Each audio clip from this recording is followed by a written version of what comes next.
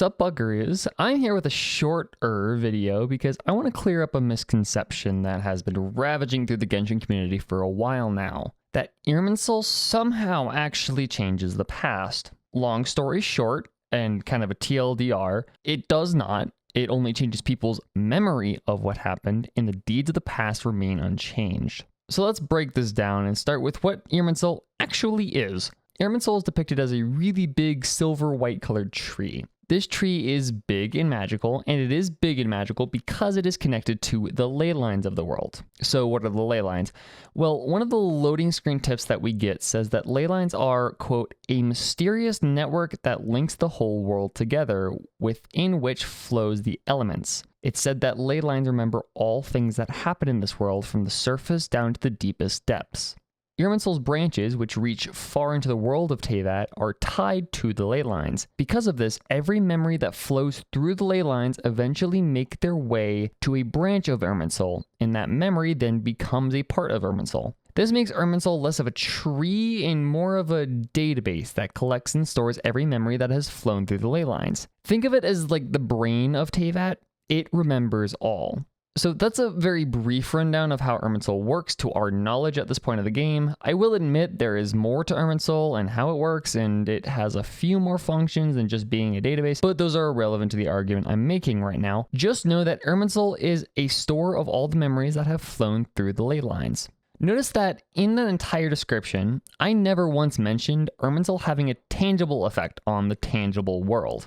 That's because it doesn't. It simply just does not. Irminsul is literally just a tree. It's a magical tree, but it is still just a tree. Just like how a server farm for Google can't hop into a car and pick up your coffee, Irminsul can't really affect the world in a very tangible way. So then how did Scaramouche change the past? How was Rukkhadevata removed from the past? Well, the simple answer, as you have probably gathered by now, is that it didn't actually change the past. It didn't change what Scaramouche did. He still did all those things, killed those people, joined the Fatui, stole a Gnosis, and he is of the same origin. And Rukkhadevata still existed, did all the things that she did, fought corrosion, sacrificed herself, and so on. The only thing that changed is how that information is logged inside of Irminsul, and we know that because the Traveler, which is not plugged into Irminsul, remembers the things that were erased from it. For example, let's look at Greater Lord Rukkhadevata. In the Archon quest, we would learn that Rukkhadevata was the previous Dendro Archon who sacrificed herself in order to rid Irminsul of corruption due to forbidden knowledge. However, before she died, she created Nahida out of the purest branch of Irminsul to continue on as the Dendro Archon. She then removed the memory of forbidden knowledge from Irminsul and then sacrificed herself to try and completely rid the world of the knowledge. But when Rukkhadevata died, she didn't fully die because the people of Teyvat still remembered her. Her memory still existed in the ley lines, and with it was the forbidden knowledge she took the burden of, which caused the effects of it to spread back through the ley lines and affect people with things like erasure. To solve this problem, Rukkhadevata had Nahida completely erase her from Irminsul. What this did was remove the memory of Rukkhadevata and her doings from the mind of every person and completely expunged her from the ley lines. This does not change the past. It only makes everybody and everything forget it. But because nobody remembers Rukkhadevata, the world is still different due to what she did, and her impact on the world is still tangible. So Irminsul has to do a bit of retconning to make sure everything makes sense and to avoid cosmic plot holes and paradox. Now, the difference between actually changing the past and changing everybody's perception of the past is extremely fuzzy and is a philosophical discussion to be had by people that know what they're talking about. But the only reason we can still vaguely approximate where that line is because of descenders such as Ether and, as Scaramouche's collected miscellany demonstrates, Alice. Before we get into that, let's talk about how Scaramouche affected Irminsul. So Scaramouche had an extremely turbulent past, as we probably know at this point, filled with identity crisis, betrayal, and mommy issues. A list way too long to cover in this video and is something that has been covered extensively elsewhere. Long story short, he was dropped in a street corner, he met some people, killed some people, got betrayed by some people, left Inazuma, joined the Fatui, and then stole a Gnosis. Some of those things Skara regrets deeply and wishes that those things never happened to him. So when Nahida sends Skara and ourselves into Irminsul to do something tangentially related, Skara, believing that changing Irminsul can change the past, takes the chance and erases all of his deeds from Irminsul. Soon after, we see Skara, now the Wanderer, helping out a fruit merchant, none the wiser of his true past. And I think it's this scene in particular that gets gets people so mixed up about what Irminsul can do. Before Skara does the funny thing, he asks us directly if Irminsul can change the past. We do not answer this as it's complicated, and we cannot divulge the true past regarding Rukkhadevata in order to keep Irminsul pure, but Skara takes the silence as a yes, which is a false assumption. But I think a lot of people miss the fact that this was an assumption made out of ignorance and impulsivity by Skara, and that he is just incorrect here, and that our lack of answer was not because he was right and we didn't want to tell him, but because answering the question truthfully would cause quite a few problems, and because answering the question truthfully in the first place is a difficult task based entirely on hearsay. So when Skara jumps into Irminsul to erase his past, he has the false impression that what he is doing is actually changing what he did, removing what he did, changing the past so that he never did those things. Instead, what he is actually doing is erasing himself from everybody's memories, leaving a massive hole in Irminsul's data that Irminsul just has to fill to keep things coherent and functional, including his own memories. Irminsul is forced to create this story that the Wanderer just kind of showed up in Sumeru and found a fruit merchant and started helping him out, and plants that story in the minds of both Scaramouche and the fruit merchant, as well as everybody else that is relevant, so the world can continue working as intended with no hiccups. So now that Scaramouche has been wiped from Irminsul and replaced with the Wanderer, and all logical vacuums left by doing that filled with falsified stories, there are only a small handful of people that are even capable of remembering who Skara truly was and what he truly did, and those people are the Descenders. So Descenders are people that have descended upon Teyvat from another world, and because they are from another world, they are not tied to Irminsul and the ley lines. The mechanics of this is still not entirely understood to us, and there is probably a way for a Descender to become a part of Teyvat and Irminsul and the ley lines, but right now it's unclear, and that's a different story for a different video. All that matters right now is that Descenders are not a part of Teyvat, ergo they are not tied to ley lines, ergo their memories are not logged in Irminsul, ergo any mass modification of the world's memories does not affect the memories of Descenders. Descenders are immune to the tampering of Irminsul's data. This leaves Descenders with a very important job of witnessing the events of the world and being the sole bearer of those memories that might have been expunged from Irminsul. As of writing the script, the only person that we know that is 100% a Descender is Ether, and that the Abyss sibling is not for some reason. However, we can theorize who else is a Descender, and one way to do that is to find people that remember the things that have been erased from Irminsul, things that they technically should not be able to remember. And there is only one person that we know of in this game that has this ability, Alice. When Scaramouche's Collected Miscellany trailer came out, we were surprised to find that Dainsliff was not narrating it, as he usually does, and instead we were met with a smiley, upbeat female voice. This voice, as we know from previous Collected Miscellanies she has narrated, is Alice, or Klee's mother. Alice has narrated 3 Collected Miscellanies so far, Aloy, Dory, and Scaramouche, and it's Scaramouche's trailer that really hammers home the possibility that Alice is a Descender. Alice is narrating this trailer because Dane, canonically, can't, because he has no idea who Scaramouche is and or his past. On the other hand, Alice seemingly knows everything about Scaramouche's past, even though she shouldn't. She's narrating about the Wanderer, or Scaramouche, after he cleared himself from Irminsul, so Alice is either looking into the future to give us this information, or, Occam's razor, she's just remembering everything that got erased from Irminsul. She has those memories.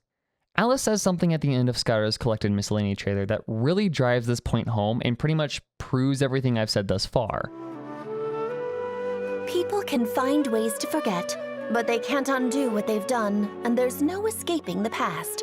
The Wanderer learned this the hard way. Now, before I leave, I'm going to wrap this whole thing up with a little bit of literary theory, because this is actually something I find very interesting. So there's this whole idea that when we say we don't want to die, what we're really saying is that we don't want to lose all of our memories, and we don't want to break that constant flow of remembering and adding on to our long catalog of memories, because those memories are what makes us, us. Our identity is the summation of all of the memories we have gathered up to this point in our lives, even though we might not remember every single thing that has happened to us. Our brain does a routine forgetting of unimportant information, and some of those things that we have forgotten are these really happy memories that made a huge impact on us. But the fact that we forgot those doesn't mean that thing no longer has an impact on us. It still happened. It's just we don't remember how it changed us. And that change, that one thing that we have forgotten, is like a ripple in the pond. The pond may have forgotten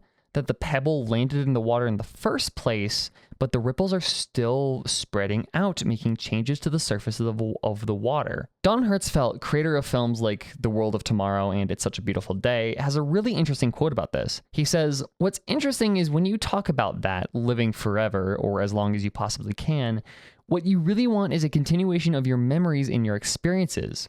If I said you could live another 200 years, but we'd have to reboot you, that's not attractive. Nobody wants that." And that's an idea I think is core to both Scaramouche's story and the Traveler's story. In a Twitter thread Ashikai made about the misunderstanding of what Irminsul can do, a Twitter thread that inspired this video, I should add, she says that it's almost a commentary on mass censorship.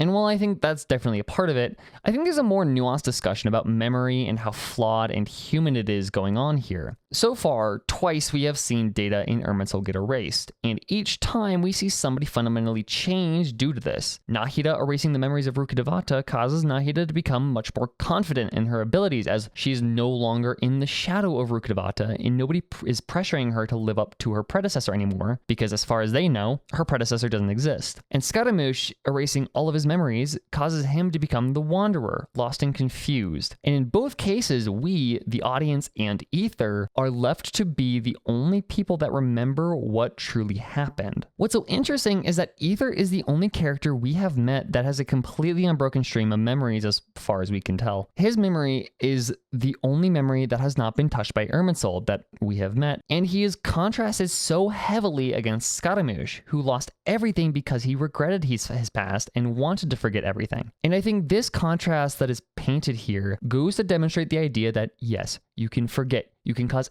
everybody to forget, but that's not solving anything. The only reason Scaramouche becomes our travel companion and becomes a better person overall is because we remembered everything and we allowed him to remember as well and to come to terms with everything that he did. Forgetting your problems and causing everybody to forget your problems doesn't solve anything. It's just avoiding it. I also think that there's a metafictional aspect to this interpretation with things like unreconciled stars and other events in the past that aren't being logged in the game, because events like those are left to the memories of the players, and our memories are no more perfect than the traveler on the screen. And this creates a really cool meta-narrative where we have to trust our own memories and our experiences to continue forward, just like Ether has to trust his own memories, and he's the only person that can remember some of the things that happen in this game. Eventually, we will forget a large portion of our adventures in this world, but the impact that those adventures made on us will remain. We are different people now because of this game, of the people that we've met and the things that we've seen in the story that was told to us, even if we might not remember how it made us different, just like a pond might not remember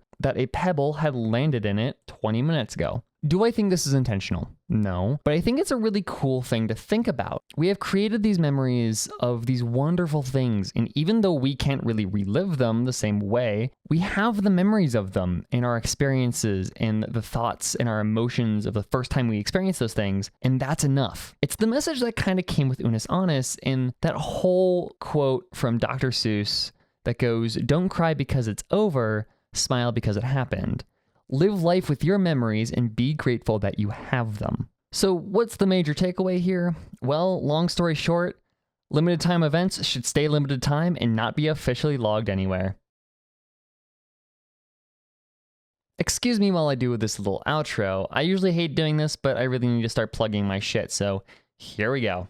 If you enjoyed this video, please consider hitting the subscribe button, and if you want to go above and beyond in supporting this channel, you can become a member and get some neat perks in exchange for a few schmeckles every month. I have a Twitter where I post random shit, and I have a Discord where you can hang out with other people and get notifications when I upload or go live. Finally, I live stream every Sunday here on YouTube, so feel free to pop in and say hi. I think that's everything. Thank y'all so much for watching, and I'll catch you guys later. Bye-bye.